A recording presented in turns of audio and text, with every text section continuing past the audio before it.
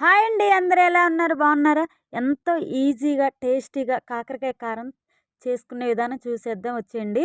ముందుగా కాకరకాయలు కడిగి శుభ్రంగా తడి లేకుండా తుడుచుకొని, మనకు నచ్చిన విధానంగా కట్ చేసుకోవచ్చండి. నేనైతే ఇక్కడ చిన్న చిన్న ముక్కలుగా కట్ చేసుకుంటున్నా. అసలు చేదు లేకుండా ఉంటదండి. ఇలా చేసుకోండి మీరైతే.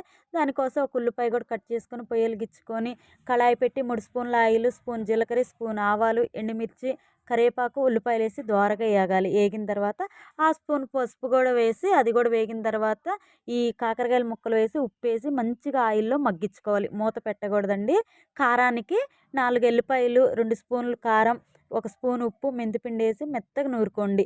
నూరుకున్న తర్వాత ఈ కారం అందులో వేస్తే టేస్ట్ అయితే చాలా బావుంటదండి. ఈ కాకరకాయలు మగ్గిపోయిన తర్వాత ఆయిల్‌లో మగ్గిన తర్వాత ఈ కారం గూడా అందులో వేసేయండి. అంతేనండి. ఎంతో టేస్టీగుండే కాకరకాయ కారం రెడీ. చేదు గూడా ఉండదు. టేస్ట్ గూడా చాలా బావుంటది. ఈజీగా అయిపోతది. నా వీడియో నచ్చినట్టయితే ఒక లైక్ ఇయ్యండబ్బా.